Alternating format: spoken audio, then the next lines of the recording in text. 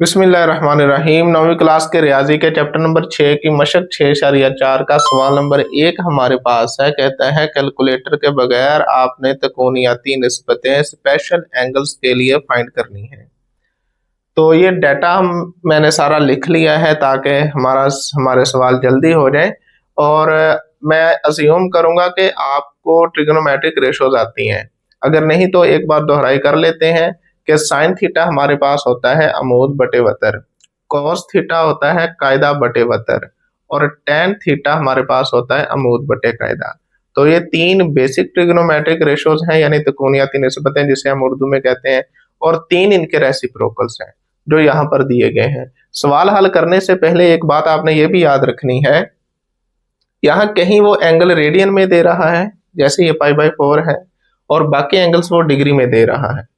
तो ये हम क्या करेंगे, रेडियन को डिग्री में ले जाएंगे ताकि हमें वैल्यू फाइंड करना आसान हो। और यहाँ पर पाई रेडियन बराबर होता है 180 डिग्री के, ये आपने बात याद रखनी है। तो एंगल में हमें कहीं भी पाई आएगा तो वहां पर 180 डिग्री लगा देंगे। ठीक है, याद रखना यहाँ पाई की जगह आपने 3.14 यानी 3.14 या π/7 नहीं लगाना, ये वो वाला पाई नहीं है, ये रेडियन वाला पाई है। तो पाई रेडियन बराबर होता है 180 डिग्री के।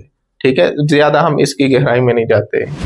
अब ये दो ट्राइंगल्स हैं आपके लिए। अब ये आई कहाँ से है और ये वैल्यूज कहाँ से ली गई हैं, ये 1 1 2 स्क्वायर रूट और ये वाली वैल्यूज कहाँ से हमने ली है। और ये आपका है यहाँ पर आप लगाओगे 30 डिग्री, और ये है आपका 60 डिग्री, और ये है 90 का एंगल। अब ये दो ट्राइंगल्स कहाँ से ली हैं, इनकी लंबाइयाँ कहाँ से हैं। तो अगर आप ये सारा कुछ जानना चाहते हैं तो इसकी वीडियो अलग से बनी है, वो या तो इसी वीडियो के आखिर में आ जाएगी या आप उसका मैं नीचे डिस्क्रिप्शन में लिंक दे दूंगा, आप वहां से देख लें तो इंशाल्लाह आपको अच्छे से समझ आ जाएगी ये ट्राइंगल्स हैं कहाँ और कहाँ कहाँ से ये वैल्यूज आई हैं। ठीक है, अब चूंकि यहाँ पर हमें सिर्फ सवाल करना मकसूद है तो हम क्या ये ट्राइंगल्स याद रख लेंगे, या तो फिर आप इनको ऐसे ही याद रख लो कि ये ट्राइंगल है। हम देख लेते हैं, यहाँ पर ये एक ट्राइंगल है जिसका ये एंगल 90 है और दोनों बाकी 45 डिग्री के हैं, और इनके साइड्स हैं 1 1 और ये 2 स्क्वायर रूट। ये सारा कुछ हमने एक्सप्लेन किया हुआ है पिछले वीडियो में। और इसी तरह से एक ये ट्राइंगल है, यहाँ पर भी ये 30 डिग्री है और ये 60 डिग्री है, या 90 का एंगल है। 30 के सामने 1 है, 60 के सामने 3 का जजर है, और 90 एंगल के सामने 2 है। तो ये दो ट्राइंगल्स आपने याद रखनी है, तो ये सारे क्वेश्चंस आपके हो जाएंगे। ठीक है, अब यहाँ पर साइन 30 डिग्री वो कह रहा है, तो आप देख लो कि इन दोनों ट्राइंगल में 30 कहाँ पर है, यहाँ पर आ रहा है। तो पहले तो आप लिखोगे कि साइन रेशो किस किस की है। साइन रेशो असल में होती है अमूद बटे वतर। ठीक है, अब यहाँ पर देखो ये 30 है, हमने 30 का साइन फाइंड करना है। ठीक है, तो ये 30 डिग्री, तो इस एंगल के सामने वाला जिला आपका अमूद होगा, याद रखना। यहाँ 3 का जदर अमूद नहीं लेंगे हम, यहाँ अमूद होगा 1 और वतर होगा 2। तो साइन 30 डिग्री हमारे पास आ जाएगा अमूद बटे वतर। अमूद हमारा 1 है, वतर हमारा 2 है, तो ये हो गया साइन 30 की वैल्यू। इसी तरह भी हम बाकियों को भी देख लेते हैं। cos 30, तो ये 30 है। अब cos 30 होता क्या है, ये होता है कायदा बटे वतर। ठीक है, तो यहाँ पर कायदा क्या है, 30 के लिहाज से 3 का जदर कायदा है, वतर आपका 2 है। तो यहाँ पर वैल्यू आ जाएगी कायदे की जगह 3 का जदर और वतर की जगह 2, तो ये cos 30 की वैल्यू आ गई। अब यहाँ पर है tan π/6। अगर तो आप डायरेक्ट पता है कि π/6 क्या होता है तो ठीक है, ये असल में 30 होता है। अगर नहीं पता चल रहा तो रखो यहाँ पर पाई की जगह 180। 180 को आप 6 से डिवाइड करोगे तो आंसर आएगा 30, यानी हमने फाइंड करना है tan 30। ठीक है, हमने क्या फाइंड करना है, असल में ये सारा एंगल किसके बराबर होगा, ये 30 डिग्री होगा। मैं यहाँ लिख देता हूँ। ठीक है, जगह शॉर्ट है मेरे पास, तो याद रखना है पाई की जगह पर 180 रखो, डिवाइड कर लो। तो tan 30 की वैल्यू कैसे फाइंड करेंगे, पहले देखो tan रेशो किसकी है। tan रेशो हमारे पास होती है अमूद बटे कायदा। ठीक है, तो यहाँ पर चेक करो अमूद क्या है, 30 के लिहाज से अमूद 1 है और कायदा क्या है, 3 का जजर। तो इसका आंसर आएगा 1/3 का जजर। ठीक हो गया, तो ये वैल्यू आ गई। अब tan 60 यहाँ पर आ जाओ, तो इसकी पहले तो रेशो लिखो। tan की रेशो होती है अमूद बटे कायदा। ठीक है, याद रखना ये रेशो ये नहीं चेंज होने वाली, tan जब भी आएगा अमूद बटे कायदा आएगा, चाहे यहाँ 60 आ जाए, 75 आ जाए, 30, 20 कुछ भी आ जाए। तो tan 60 अमूद बटे कायदा। अब 60 को आप कंसीडर करोगे एंगल को। अब ये हमारा एंगल ज़ेरे गौर है, तो 60 डिग्री के सामने अब ये अमूद बनेगा 3 का जैसा। ठीक है, हमने डेफिनेशन ये पढ़ी है, अमूद होता ही वो है जिस एंगल के हमने रेशो फाइंड करनी हो उस एंगल के सामने वाली साइड। तो 60 के सामने 3 का जैसा ये अमूद है और 60 के साथ ये वाला कायदा है। तो tan 60 डिग्री आपका आएगा 3 का जजर बटा 1। तो बटे में 1 भले ना भी लगाओ तो भी ठीक है। तो ये tan 60 हो गया। अब पांचवा हमारे पास है secant 60 डिग्री। अब अगर तो आपको रेशियोज याद है तो डायरेक्ट निकाल लो, वरना आप देखो कि secant रेसिप्रोकल किसका है। secant असल में आपके पास रेसिप्रोकल है cos का। ठीक है, cos, तो cos 60 अगर हम निकाल लेंगे तो उसको उलट देंगे, वो secant बन जाएगा। अब cos 60 आप देख लो, अब ये 60 डिग्री है। cos होता क्या है असल में, कायदा बटे वतर। अब 60 के लिहाज से कायदा 1 है, वतर 2 है।